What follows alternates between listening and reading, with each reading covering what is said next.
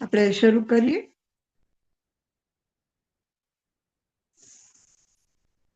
હા યશાજી મહારાજ. હા, આપણું આ થઈ ગયું હતું ને 155 થઈ ગયું હતું ને, તો કરવું છે. 154 થયું હતું. હા, હવે આપણે ઠીક. અહીંયા પહોંચ્યા કોહ વિજયે. હા હા, આ ખૂબ જ 4 સૂત્ર છે અને મહત્વપૂર્ણ સૂત્ર છે. આમ તો આપણે ઘણી વખત ચર્ચા કરી છે અને લગભગ જ્યારે પણ મૌન્ય કર્મની વાત આવે ત્યારે આ બધી વાત આવે જ આવે. કારણ કે મૂળ સેન્ટર સાધનાનો જે છે એ આ 4 સૂત્રમાં છે. મૂળ વાત એને શરૂઆત અહીંયાથી થાય છે સાધનાની. એટલે આ ખૂબ જ મહત્વપૂર્ણ 4 સૂત્ર છે. 29મા અધ્યાયમાં જે પ્રશ્ન ગૌતમ સ્વામી પૂછે છે અને એનો જવાબ ભગવાન મહાવીર આપે છે. પણ ખરેખર પ્રશ્ન અને પ્રશ્ન પૂછવાની પદ્ધતિ અને જવાબ આપવાની પદ્ધતિ, ભગવાન મહાવીરનો એપ્રોચ જે છે ગલતથી ગલત તત્વો માટે પણ એ પોઝિટિવલી થિંકિંગ આપે છે, પોઝિટિવલી વાત કરે છે. તો પહેલું સૂત્ર છે કોહ વિજયનમ ખંતિમ જનયલી. પ્રશ્ન છે કોહ વિજયનમ જીવે કિમ લભય. ક્રોધ ઉપર વિજય પ્રાપ્ત કરવાથી જીવને શું પ્રાપ્ત થાય છે, આ પ્રશ્ન છે. અને આ પ્રશ્નનો ઉત્તર છે કોહ વિજયનમ ખંતિમ જનયલી. ક્રોધ ઉપર વિજય પ્રાપ્ત કરવાથી ક્ષમા જીવનમાં આવે છે, ક્ષમા ભાવ જાગૃત થાય છે. હવે આપણે કોઈને પણ કહીએ અને બહુ ગુસ્સો આવે છે, આ બહુ ક્રોધી છે, એ માને નહીં ને, એને કોઈ સમજ પડે નહીં ને, હમણાં કઈ વાત કરવા જેવું નથી. એટલે આપણે કેવો એકદમ એક વ્યક્તિના પ્રતિ એકદમ તિરસ્કારથી ભરીને આપણે બોલીએ છીએ. અથવા આપણે એમ કહીએ છીએ કે તારે ક્રોધ નહીં કરવું જોઈએ, આટલું ઉત્તેજિત નહીં થવું જોઈએ, થોડું ચૂપ રહે ને, મૌન રાખ, કેટલું બગાડે છે બધું બોલી બોલીને. તો આપણે હંમેશા નેગેટિવ કહીએ છીએ, હંમેશા એનું નુકસાન દેખાડીએ છીએ. કંઈ પણ આપણાથી થતું હોય તો આ બરાબર નથી થયું, આ ભૂલ છે, આ ગલત છે, એમ જ આપણે વિચારીએ.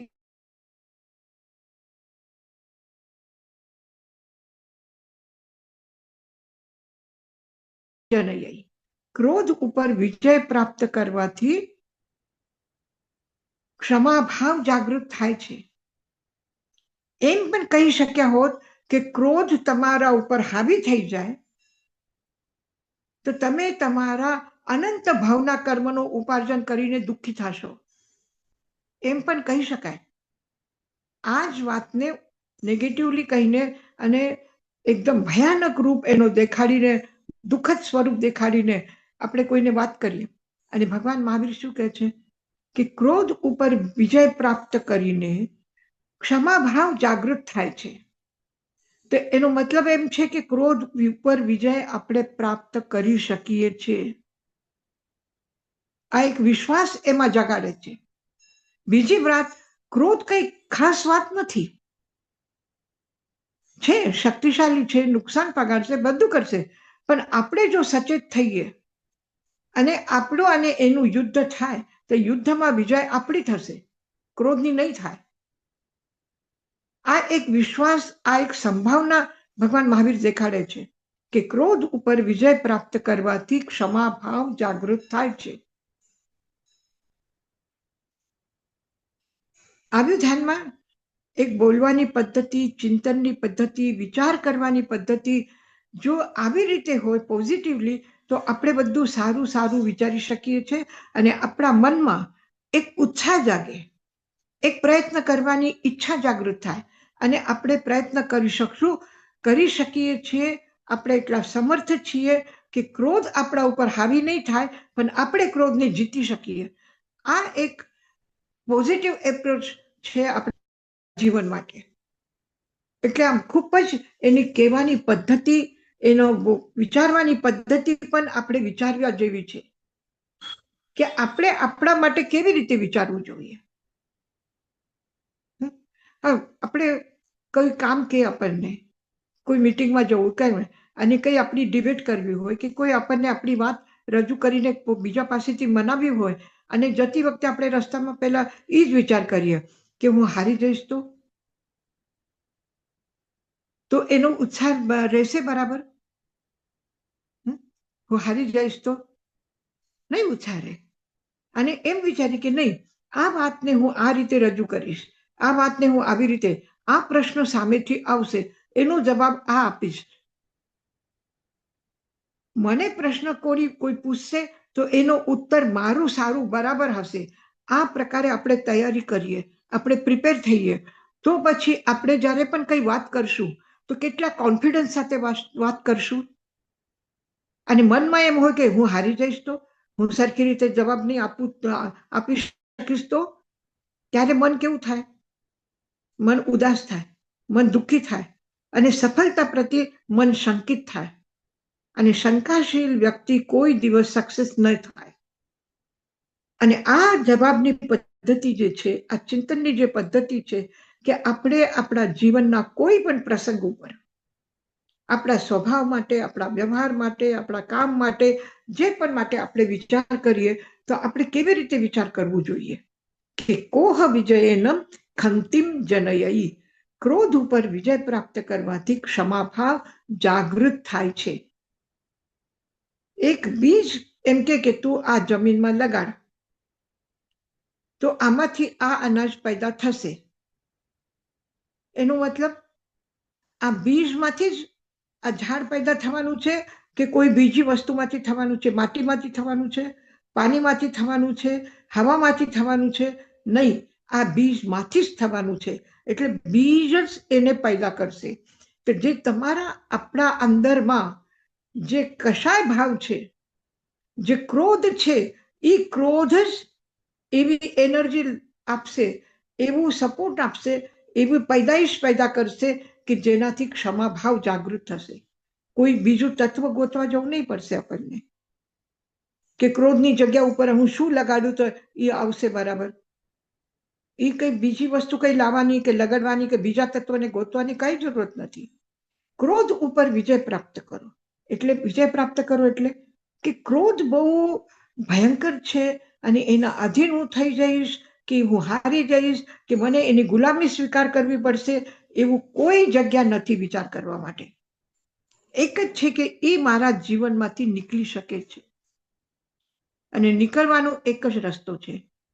પાણી એ જ છે, પણ એ પાણીમાંથી કચરો કાઢીને એમાં સાકર ને કેસર મેળવવાની છે.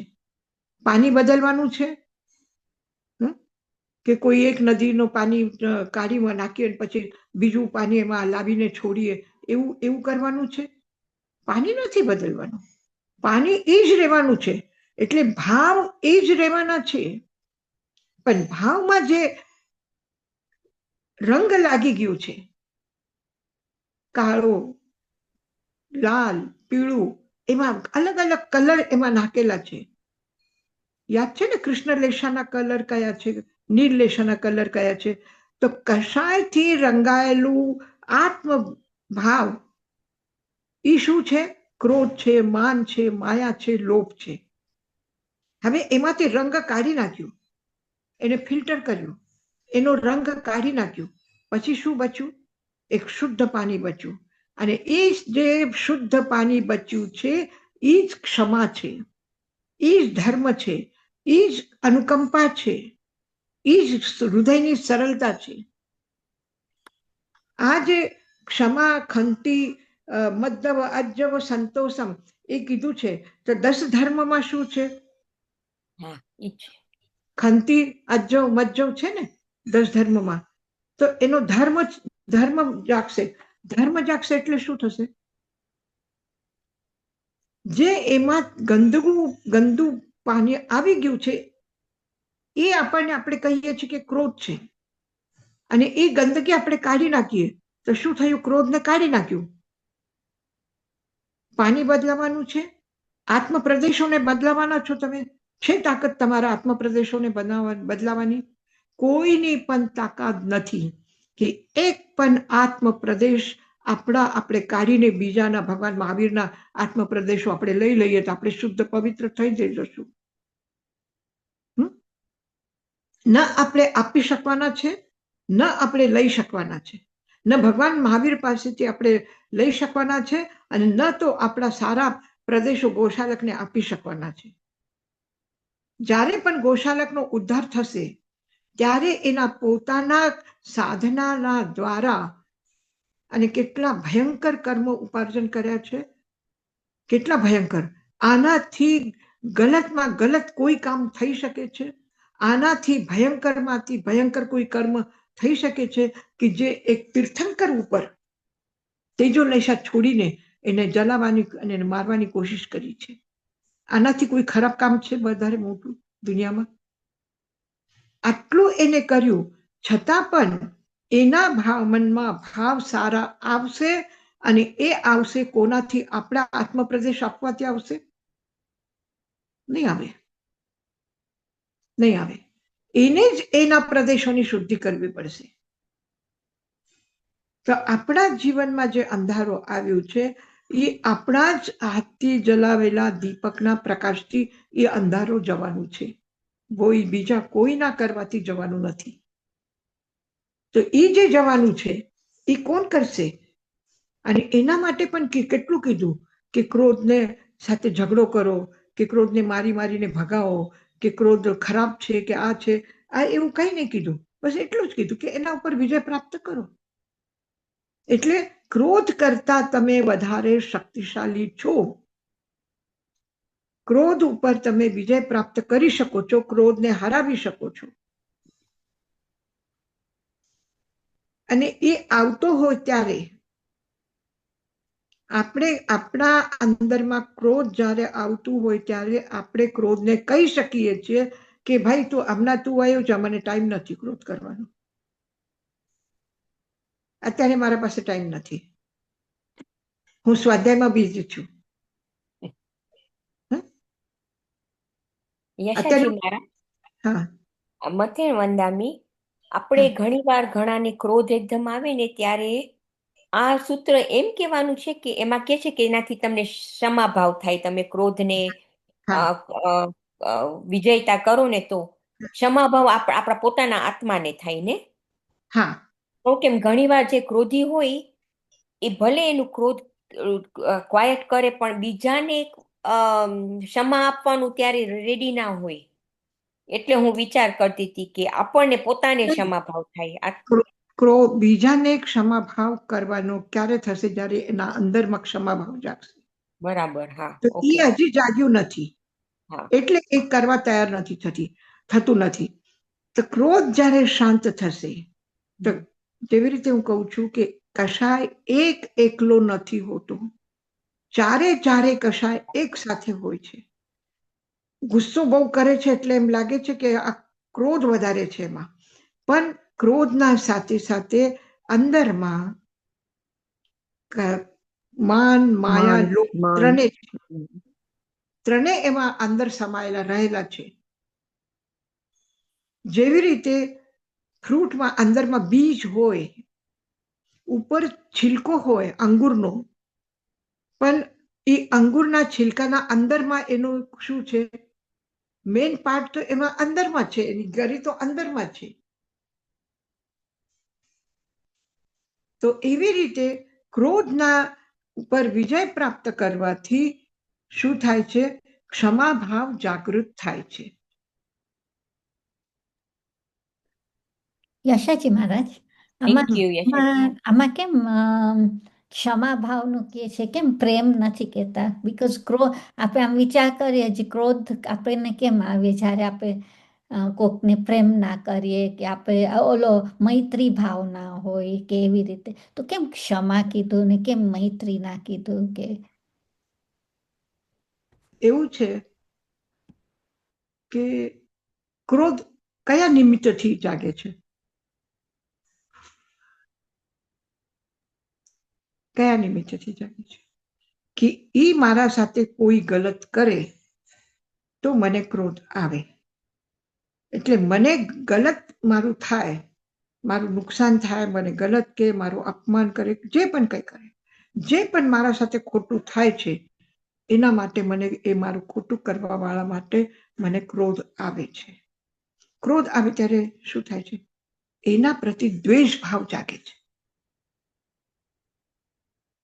દ્વેષ ભાવ જાગે છે. અને દ્વેષ ભાવ જાગે એટલે શું થાય છે?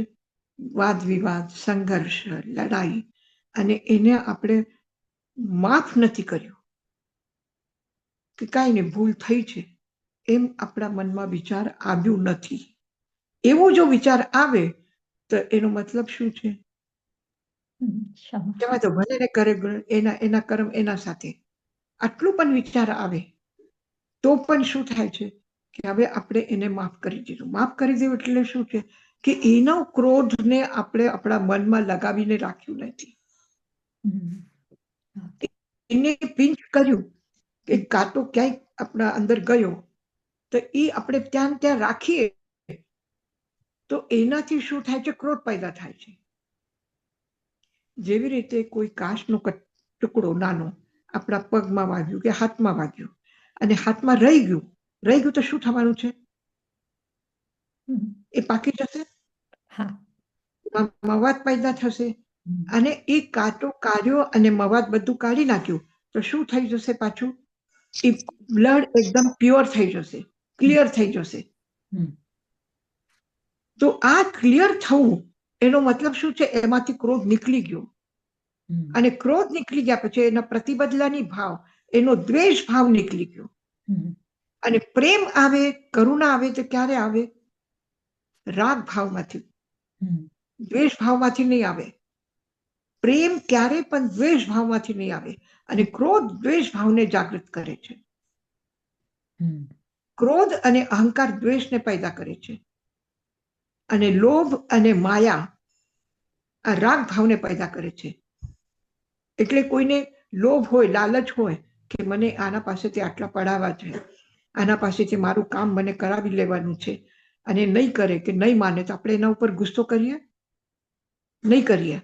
કારણ કે મને લોભ છે, મને આ કામ કરવાનું, કરાવી લેવાનું છે, તો મારો ફાયદો છે, એમાં મને પ્રોફિટ છે, એટલે હું એકદમ શાંતિ રાખીને એને ફૂસલાવાની, એને ખોટું ખોટું કંઈ પણ કહેવાની, એને સમજાવવાની કોશિશ કરીશ. તો રાગ ભાવમાંથી શું થયું? ક્રોધ પેદા ન થયું. રાગ થયો એટલે મતલબ હું લાલચ મારામાં આવ્યું, લાભની વૃત્તિ આવી, અને એના માટે મારે કંઈ કપટ કરવું હોય તો પણ હું કરીશ. તો એક માયા આવી. પણ ક્રોધ નહીં આવ્યો, અહંકાર નહીં આવ્યો. કેમ મારી વાત માનતો નથી? તને ખબર છે હું કોણ છું? એમ આપણે બોલીએ? નહીં બોલીએ. હવે આ બધા મોલની પદ્ધતિ થઈ ગઈ છે એટલે ખબર નથી લોકોને કે સેલ્સમેનને કેટલું શાંતિથી બધું ક્લાયન્ટને સમજાવવાનું, એને પટાવવાનું, એને કહેવાનું. અને એક દુકાન ઉપર આપણે જઈએ અને એના પાસેથી 50 વસ્તુ આપણે કઢાવીએ, 50 કલરના ડ્રેસ કઢાવીએ, આ નથી ગમતું, આ નથી, આ ડિઝાઇન સારી નથી, આ કલર સારી, અને છેલ્લે આપણે કે ના, એમાં એક પણ સારું નથી, બરાબર નથી માલ, આપણે નીકળી જઈએ. તો દુકાનદાર આપણા ઉપર ગુસ્સો કરે કે તમે આટલા હેરાન શું કામ કરે? તમારે લેવું નહોતું તો? કોઈ દિવસ કરે દુકાનદાર? નહીં કરે. કારણ એને લોભ છે કે હજી પણ પાછું એને મીઠાશથી કહેશે કે હું તો એ 2-4 દિવસમાં અમારો નવો માલ આવવાનો છે, તમે પાછા આવજો ને તો જરૂર તમને સારું મળશે. પાછું એને લલચાવો છે, એને લોભ છે કે આ પાછો આવે ને મારા દુકાનમાંથી લઈને જાય અને મને પ્રોફિટ થાય. એ કહેશે ના, હું બીજા દુકાન ઉપર જોઉં છું. મને ખબર છે ને, અમે માર્કેટમાં રહીએ છીએ, બીજા કોઈ દુકાન ઉપર તમને આટલું સારું માલ, આટલું સસ્તું નહીં મળે. બધા તમને ફૂસલાવશે, તમને ધોકો આપશે. એ ખરાબ માલ પણ બહુ સારું છે એમ કહીને તમને પટાવી દેશે, આ મારા દુકાનથી જ લો. તો બીજાનું પણ ખરાબ બોલીને, કપટ કરીને, માયા કરીને કે એ તમારી સાથે કપટ કરશે, તમને ધોકો આપશે. હું ધોકો નહીં આપું. તો આ બધું જે કરે છે કે કેવી રીતે કરે છે? ક્રોધ કરીને કરે છે? નહીં. એના અંદરમાં લાલચ છે, એને લોભ છે કે હું એમને એને જવા દઉં, નારાજ કરીને નહીં જવા દઈશ. ભલે જાય તો પણ હું મીઠાશ સાથે એને આવજો કહીશ, પાછા આવજો કહીશ. તો પ્રેમ રાગમાંથી આવે છે.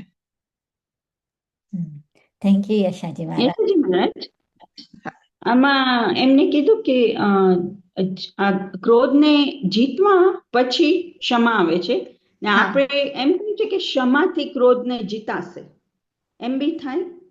નહીં, આપણે એ વાતને બંને રીતે કહી શકાય છે. તમને આ સ્વાધ્યાય માટે ક્લાસમાં તમે જોઈન થયા એટલે તમારું જ્ઞાન વધ્યું, કે તમારી જાણવાની જિજ્ઞાસા હતી એટલે તમે ક્લાસ જોઈન કર્યો અને તમારું જ્ઞાન વધ્યું. તો એ એક જ વાત છે, પણ આપણે બંને રીતે કહીએ છીએ.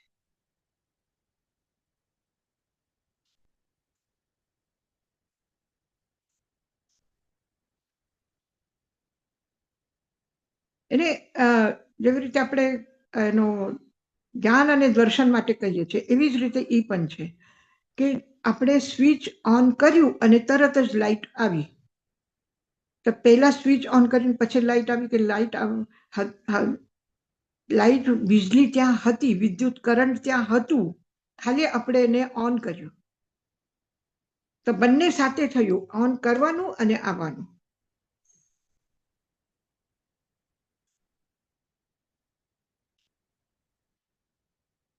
તમે પાણી પીશો તો જ તરસ મટશે, પણ તરસ લાગી એટલે તમે પાણી પીધું છે.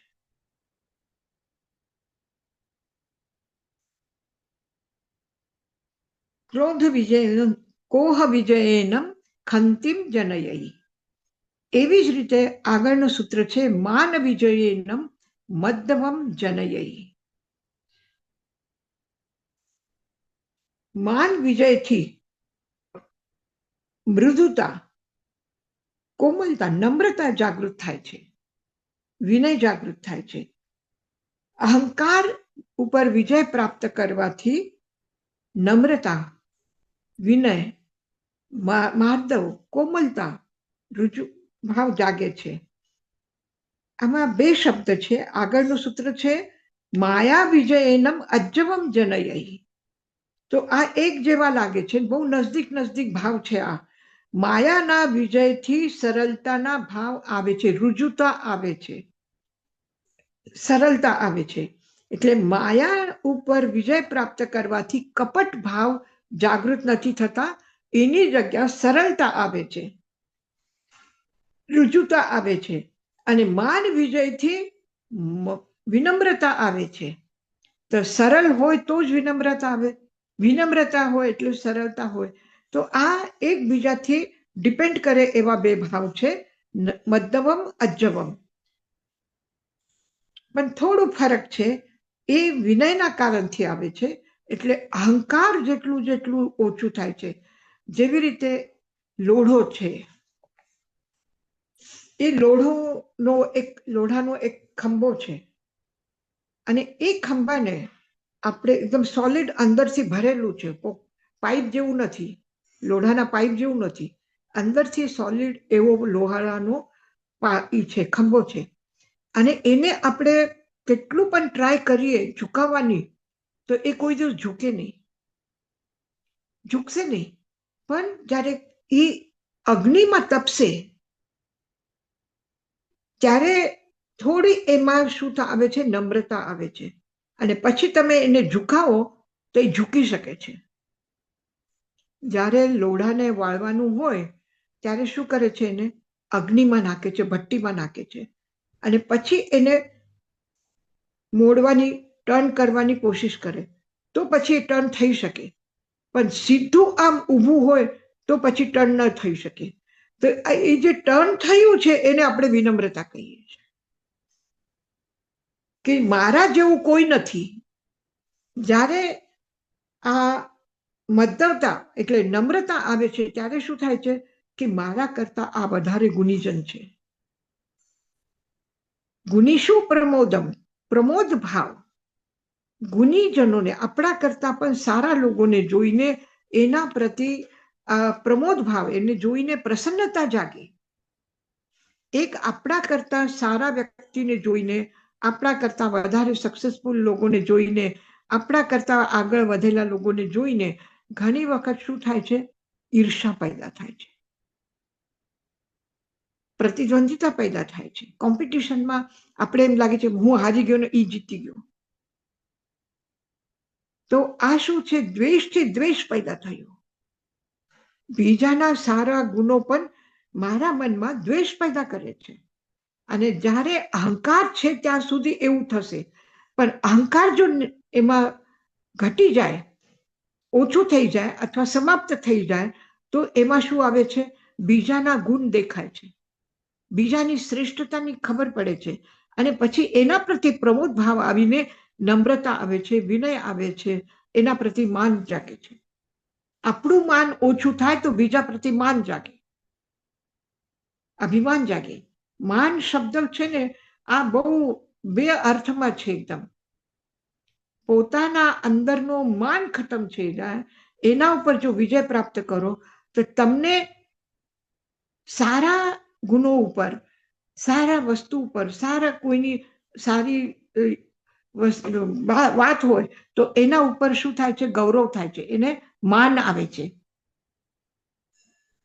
તો ત્યાં માન કયો અર્થમાં છે? ગૌરવ અર્થમાં છે, પ્રસન્નતાના અર્થમાં છે, પ્રમોદ ભાવના અર્થમાં છે. અને આ માન જે છે એ અહંકારના અર્થમાં છે. તો માન વિજયેનમ મદ્દવમ જનયૈ, નમ્રતા જાગે છે. માયા વિજયેનમ અજ્જવમ જનયૈ, માયા ઉપર વિજય પ્રાપ્ત કરવાથી સરળતા પેદા થાય છે. લોભ વિજયેનમ સંતોષમ જનયૈ, અને લોભ ઉપર વિજય પ્રાપ્ત કરવાથી સંતોષ જાગૃત થાય છે. સંતોષ એટલે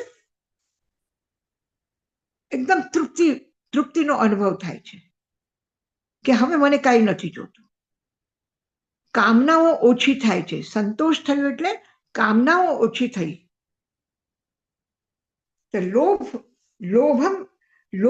લોભને જન્મ આપે છે, પણ લોભ ઉપર જો વિજય પ્રાપ્ત કરો તો સંતોષ પેદા થાય છે કે બસ આટલું બસ છે, હવે વધારે નથી જોતું.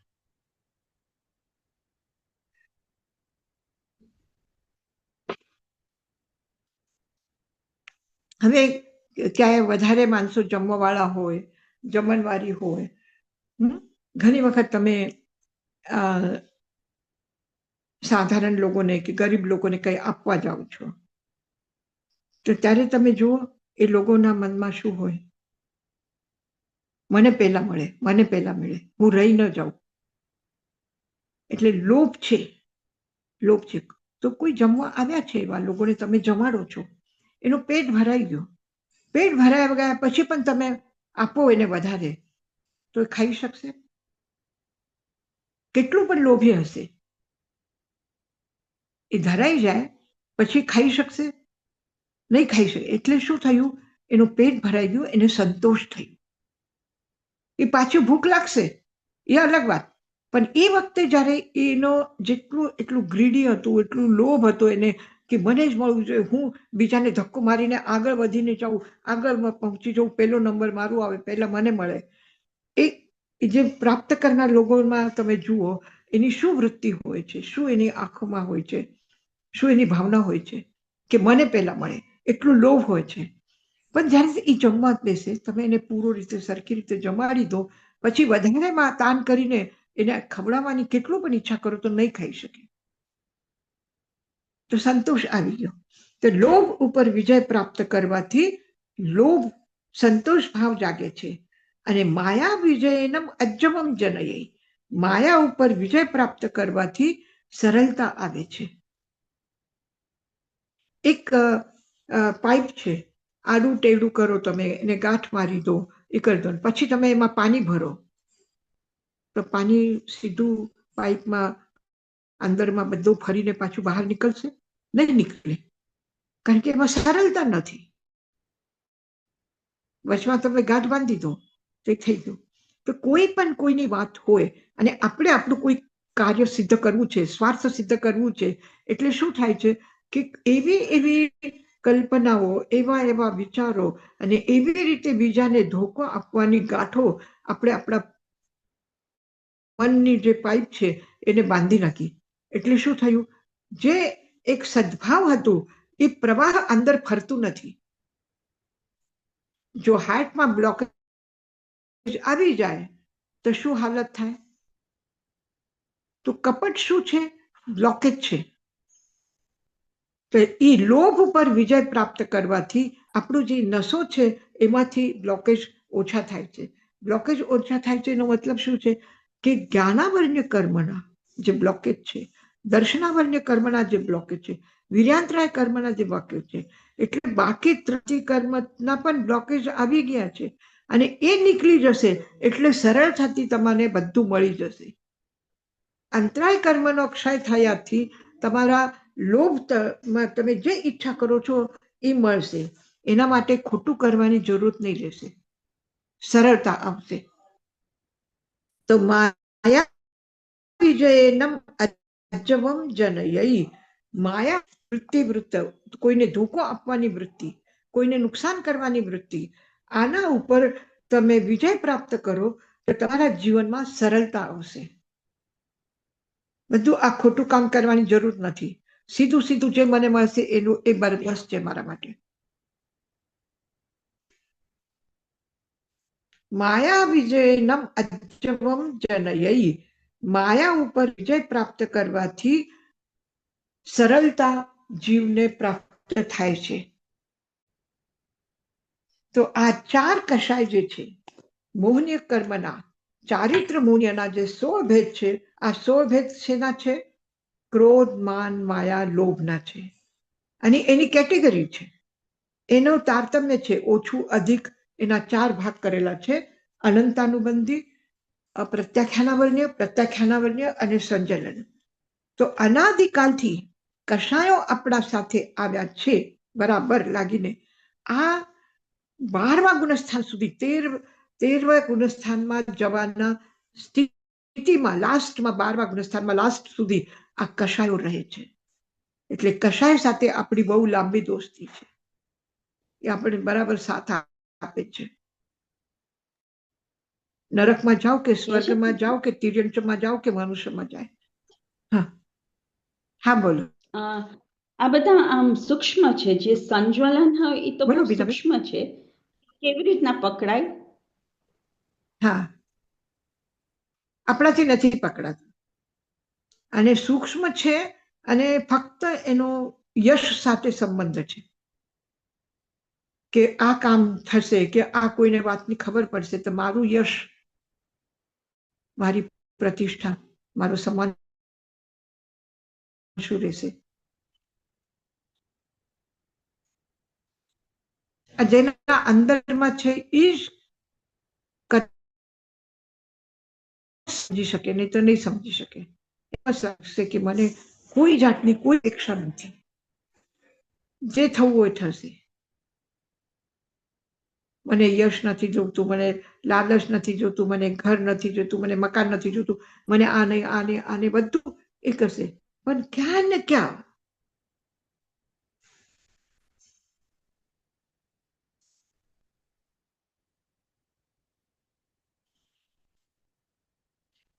તો હવે આ જે મોહનીય કર્મના અને દરેક ઘાતી કર્મના આટલા બધા કર્મનો સંચય કર્યું છે.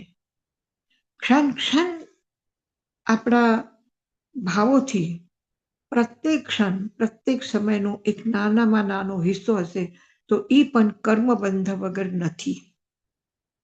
આટલા બધા કર્મ ઉપાર્જન આપણે કરી રહ્યા છે. તે જ આંધીથી ખૂબ કચરો આપણા ઘરમાં આવે છે. એક પણ ક્ષણ આંધી એ કચરો આવવાનું બંધ થતું નથી. આટલું બધું કચરો આવે છે, આટલી બધી ગંદકી થાય છે, અને જે વધારે ગંદકીમાં રહેતા હોય એને સફાઈ શું છે એ જ ખબર નથી પડતી, સારું શું છે એ જ ખબર નથી પડતી, મારું હિત શેમાં છે એ એને કઈ ખબર નથી પડતી. એ અંધારામાં રહી રહીને એવા ટેવાઈ જાય છે કે એકદમ ઝીનો પ્રકાશ પણ પછી એના આંખને બરદાસ્ત નથી થતું. લાંબા સમય સુધી અંધારામાં રહી જાય, મહિનો કોઈ અંધારામાં જીવે, દિવસમાં પણ અંધારો, રાતના પણ અંધારો, તો છેલ્લે એને આંખની એવી સ્થિતિ થઈ જશે કે એને થોડુંક પ્રકાશ હશે તો આંખમાં તકલીફ થશે, તો થોડું કંઈ સારું મળે તો પણ એને અનઇઝી લાગશે. કોઈ લાંબા સમય સુધી જેલમાં રહ્યા હોય અને પછી જેલમાંથી છૂટીને બહાર નીકળે તો એને થોડા સમય સુધી ઘરમાં ગમે નહીં, એટલું એ ટેવાઈ ગયેલા હોય છે જીવ. એટલું જીવ કર્મના આધીન થઈને, કર્મમાં એટલો રચોપચો રહીને, સંસારમાં એટલો આસક્ત થઈને રહે છે કે જેનાથી એને સારું એવું કોઈ પણ પ્રાપ્ત થાય તો એને મૂંઝવણ એમાં પેદા થાય છે, પણ એની પ્રસન્નતા એ જલ્દી અનુભવ કરી નથી શકતો. તો આટલા બધા કર્મો જે ભેગા કર્યા છે તો આની નિર્જરા કેમ થશે? સારું કામ કરતા પણ કઈ ને કઈ ખરાબ હાથથી થઈ જ જાય છે. આપણે સારા યાત્રા માટે જઈ રહ્યા છીએ, સારા કામ માટે જઈ રહ્યા છીએ, રસ્તામાં કોઈને ધક્કો લાગી જાય, આપણને પડી જાય તો સારા કામ કરવા જતા છતાં પણ આપણા ભાવ, આપણા પ્રયત્નો સારા કામ કરવાના હતા છતાં પણ કંઈક થઈ જાય. ક્યાંય આપણે અશુભમાંથી બચતા નથી, કર્મબંધમાંથી બચતા નથી. તો પછી આટલું બધું જે ભેગું થયું છે એની સફાઈ કેમ થશે? તો કર્મ જે ભેગું કર્યું છે એના કરતા પણ સફાઈ વધારે પ્રમાણમાં આપણે કરી શકીએ છીએ, એટલી ક્ષમતા આપણામાં છે, અને એને જ નિર્જરા કહ્યું છે. તો એ નિર્જરા કેવી રીતને થશે? એક નિર્જરા છે કર્મ ભોગીને એ કર્મને ખતમ કરવાના. હવે આપણે મનુષ્ય નામ કર્મ બાંધ્યા, મનુષ્ય ગતિનું બંધ કર્યું. હવે મનુષ્ય ગતિમાં બંધ કર્યું તો છેલ્લે ક્ષણ સુધી આપણે આ મનુષ્ય ભાવમાં રહ્યા અને પછી અહીંયાથી નીકળી ગયા તો શું થયું? આપણું કર્મ ભોગીને પૂરું થઈ ગયું. તો આ શું થયું? એ કર્મની નિર્જરા થઈ ગઈ. જે કર્મ ભોગીને કરાય છે એ નિર્જરા થઈ, પણ ભોગ્યા વગર જે કર્મની નિર્જરા થાય છે એ અકામ નિર્જરા થાય છે, એ મહત્વપૂર્ણ નિર્જરા છે. અને એ નિર્જરા શેનાથી થશે? તપસા નિર્જરજ્યયી, તપસા નિર્જરજ્યયી, અને તપથી એની નિર્જરા થશે. પણ કેટલા કર્મની નિર્જરા થશે? એક તરફ તમારો અનંતાનું બંધીનો બંધ થાય છે અને બીજા તરફ નિર્જરા થાય છે, તો એ ક્યારે ખતમ થશે? એક તરફ ટંકીમાં ધોધમાર પાણી આવે છે અને બીજી બાજુમાં આપણે નળ ખોલી દીધું, તો નળ 24 કલાક ખુલ્લું રહેશે તો પણ ટંકી ખાલી થશે? કારણ કે આવે છે બરાબર. તો કેવી રીતે થશે? તો કે તમે એવું કરો કે પાઇપ આવવા વાળું જેટલું છે ને એના કરતા પણ વધારે મોડા વાળો પાઇપ લગાડવો, ડિલિવરી પાઇપ. તો શું થશે? ટંકી જલ્દી ખતમ થઈ જશે. ટંકીને ખાલી કરવી છે તો જે આવે છે એનું જેટલું મોડું 1 ઇંચ રાઉન્ડ હશે, તો તમે 1.5 ઇંચને પાઇપ લગાવો એટલે તમારું જેટલું પાણી આવે એટલાથી વધારે પાણી નીકળી જશે અને ખાલી થશે. તો વધારે પાણી કેવી રીતે નીકળશે?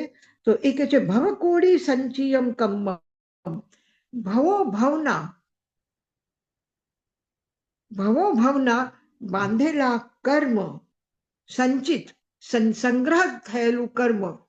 બાંધેલા કર્મ તરત જ બાંધ્યા, તરત જ ભોગ્યા અને ખતમ થઈ ગયા એવું નહીં, એનો સંગ્રહ થઈને પડ્યો છે.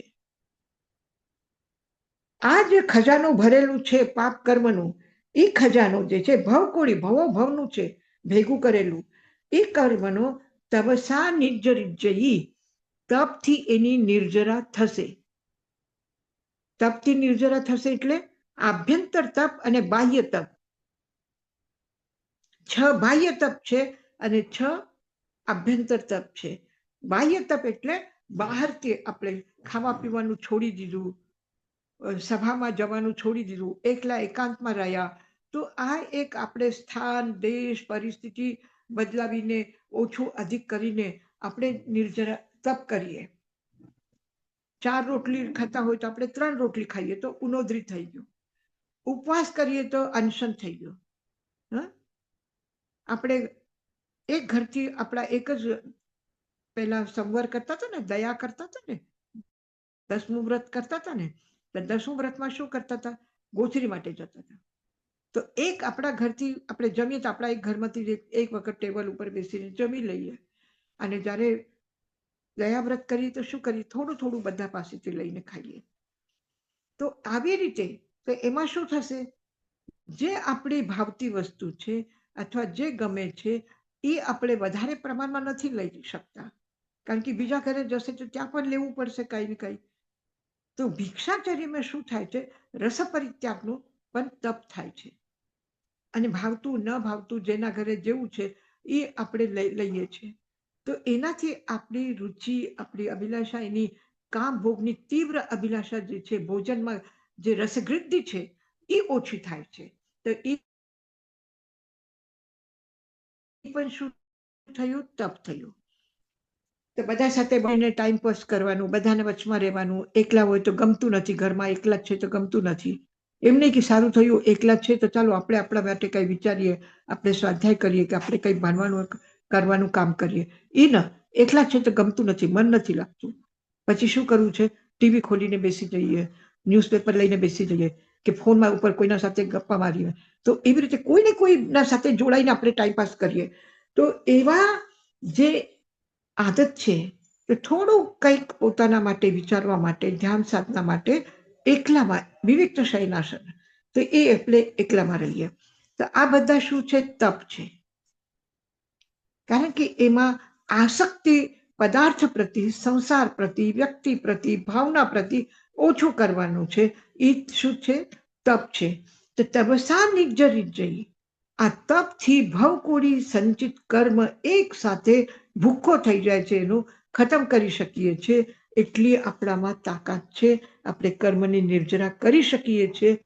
એટલા માટે બધા કર્મને ખતમ કરીને અનાદિકાલથી જીવ અને કર્મનો જે સંબંધ અને એકબીજામાં અટવાઈને જે રહ્યા છે, ખબર પણ નથી પડતી કોણ આત્મા છે અને કોણ શરીર છે, એવી સ્થિતિ આવી ગઈ. બંને જણા મળીને એક થઈ ગયા છે. એટલે તો એમાંથી જે અલગ થવાનું, અને અલગ થઈને પછી એનું આકર્ષણ ઓછું થાય, એના પ્રત્યે આસક્તિ ઓછી થાય, અને એના સાથેના સંબંધ ખતમ થઈ જાય. તો આવી સ્થિતિ પેદા કરવા માટે આપણામાં અનંત નિર્જરા કરવાની ક્ષમતા છે. ભવના સંચિત કરેલા, સંગ્રહ કરેલા કર્મ આપણે અમુક ક્ષણોમાં જ ખતમ કરી શકીએ છીએ. એવી ક્ષમતા આપણામાં છે, અને એનું નામ છે કેવી રીતે, તપસા નિર્જરી, તપથી નિર્જરા કર્મથી થાય છે. તો કોહ વિજયેનમ ખંતિમ જનયૈ, કોહ વિજયેનમ ખંતિમ જનયૈ, માન વિજયેનમ મદ્દવમ જનયૈ, માયા વિજયેનમ અજ્જવમ જનયૈ, લોભ વિજયેનમ સંતોષમ જનયૈ, ભવકોડી સંચિયમ કમ્મમ તવસા નિર્જરી. તપથી એની નિર્જરા થાય છે. વિનય, વૈયાવૃત્ત, સ્વાધ્યાય, અત્યારે સ્વાધ્યાય કરી રહ્યા છો તમે, તો આ શું છે, તપ છે. આ શું, એનાથી શું થશે, નિર્જરા થશે. આવી ધ્યાનમાં. અને એ જ આપણે સ્વાધ્યાયમાં નહીં બેસીને ચાલો હવે થાકી ગયા છે, આરામ કરીએ થોડું, અને સુઈ ગયા હો, તો શું થતી, પ્રમાદના લીધે શું થાય, તમારો પ્રમાદના લીધે કર્મ બંધાય. કારણ કે આળસ કર્યું, પ્રમાદ કર્યું, તો એમાં કર્મ બંધાયા. અને વાતો વાતોમાં કોઈના સાથે ઝઘડો થઈ ગયો, કોઈના સાથે એ થઈ ગયું, કોઈને ધોકો આપવાનું, કોઈનું ખરાબ કરવાનું વિચાર આવી ગયો, તો ક્રોધ, માન, માયા, લોભ, આ બધા કષાયો બધા એના ઉપર વિજય પ્રાપ્ત થયું. અને અત્યારે બધા ક્યાં ગયા, ચારે જણાને ક્યાં મૂકીને આવે તમે સ્વાધ્યાય કરવા? એ સંતાઈને પડ્યા છે, એ ઉદયમાં નથી આવે. એ આવે એના પહેલા જ આપણે એને વિદા કરી દઈએ, નિર્જરા કરી દઈએ છીએ. તો સ્વાધ્યાય, ધ્યાન, કાયોત્સર્ગ, આનાથી શું થાય છે, એ પણ એક તપ છે. વૈયાવૃત્ય, સેવા કરવાની પણ, સેવા જેની આપણે કરી રહ્યા છીએ, બીમાર છે, કમજોર છે, થોડી થોડી વાતમાં ખોટું લાગે છે, એટલે એ ગુસ્સો કરે છે, પણ આપણે એના ઉપર ગુસ્સો કરીએ તો ક્રોધ વિજય થયું કે નહીં થયું? ક્રોધ વિજય થયું કે નહીં થયું?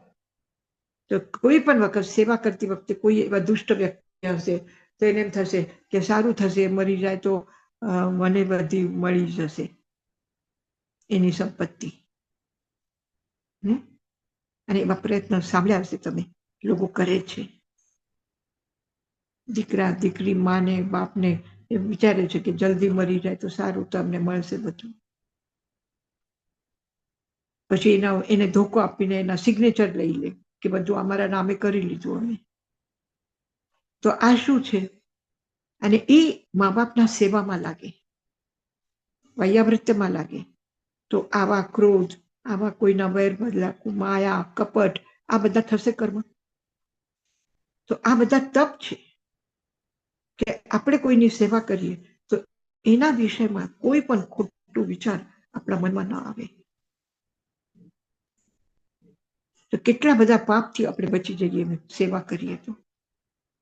વિનય, વૈયાવૃત્ય, સ્વાધ્યાય, ધ્યાન, કાયોત્સર્ગ. તો આ પ્રાયશ્ચિત્ત, પોતાના ભૂલને સ્વીકાર કરીને હવે હું આ ભૂલ નહીં કરું. પાછી મેં ક્રોધ કર્યું, મેં ખોટું કર્યું, હવે નહીં કરું. આ હિંસા મારાથી થઈ, આ કપટ મારાથી થયું, પણ હવે નહીં કરું. આ પ્રાયશ્ચિત્ત કરું. તો આ શું થયું? નિર્જરા થઈ. અને આ તપ છે. આ વિધાનમાં તપ ખાલી અનશન તપ કે ઉન્નોદ્રી તપ જ તપ છે એવું નથી. કોઈને કઈ પૂછવું છે? મહારાજ સાહેબ, મથેણ વંદામી, મારે પૂછવું હતું કે આપણે આ જે તપની વાત કરી તો બધા તપ કરવા જોઈએ કે ગમે તે એક તપ કરો તો એનાથી પણ નિર્જરા થાય? નહીં, ગમે તે તપ કરો એનાથી નિર્જરા થાય. અને એક તપ આપણે કરવા જઈએ તો એના સાથે બીજા પણ તપ પોતાની મેળે થઈ જાય છે. પોતાની મેળે થઈ જાય છે. જેવી રીતે અત્યારે તમે સ્વાધ્યાય કરવા બેઠા, સ્વાધ્યાયનું તપ ચાલી રહ્યું છે. પછી આપણે આ 1 કલાક 1.5 કલાક જે સમય આપ્યો એમાં આપણે ખાવાનું પીવાનું એ અમને રહેવા દો, પછી લઈશું સ્વાધ્યાય પૂરું કર્યા પછી. તો અનશન તપ થયું, એ પણ તપ થયું. પછી એક આસનથી બરાબર બેઠા તો એકાગ્રચિત્ત થઈને બેઠા, તો આ પણ એક તપ થયું. એટલે કાયાની પ્રવૃત્તિ ઓછી થઈ તો આ પણ એક તપ થયું. એકાંતમાં બેઠા કે કોઈ ડિસ્ટર્બ ન કરે, ક્યાંથી કોઈ અવાજ નહીં આવે, કઈ આ ન થાય, આપણે બરાબર સરખી રીતે એકાગ્ર થઈને વાંચી શકીએ. તો વિવિધ શયનાસન કે એકાંતમાં આસન લગાડીને. તો બધા એક તપ સાથે બીજા તપ જોડાયેલા છે. કોઈની સેવા કરીએ તો એમાં આસક્તિનો ત્યાગ છે ને. નહીં તો આખો દિવસ ખાવા પીવાના વિચાર આવે, હરવા ફરવાના વિચાર આવે, પ્રોગ્રામ બનાવીએ, આ કરીએ અને સેવામાં લાગ્યા હોય તો એ બધું રહી જાય. ક્યાંય કોઈ ફ્રેન્ડનો ફોન પણ આવે કે ચાલો આપણે આજે બહાર ફરવા જવાનું છે, કે છે ના ભાઈ મારે આજે હોસ્પિટલ જવું છે. તો આ આસક્તિનો ત્યાગ થયો ને. એટલે ક્રોધ, માન, માયા, લોભ આના ઉપર પણ વિજય પ્રાપ્ત કરવાનો નિર્જરાનો રસ્તો છે. બહુ સરસ, થેન્ક યુ.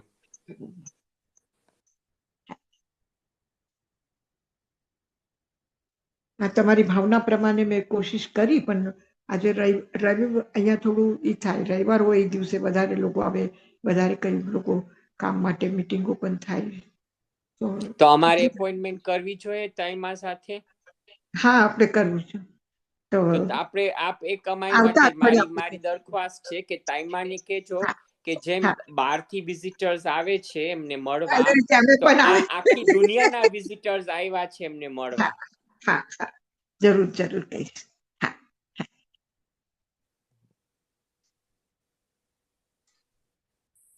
મંગલ પાઠ કરીએ. હા, યશાજી મહારાજ. હાલે.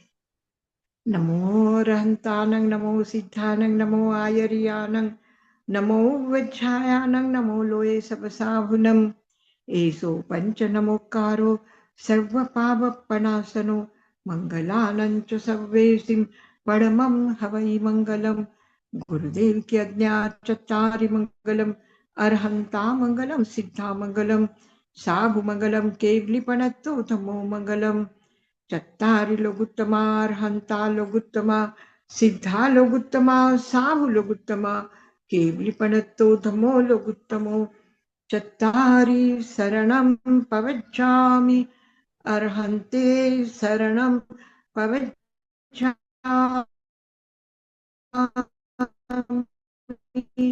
सिद्धे शरणं पवच्छामि साहु शरणं पवच्छामि केवली पन्नत्तं शरणं પવચ્છા અર્હમ શરણ લઈને જે ઉપર ચાલી રહ્યા છે આપણે આશીર્વાદ છે પરમાત્માના આશીર્વાદ છે પરમ પૂજ્ય ગુરુદેવ માના અમારા બધાને તમારું ખૂબ સન્માન છે ઉજ્જવલ યશસ્વી જીવન રહે ઓમ શાંતિ હાજી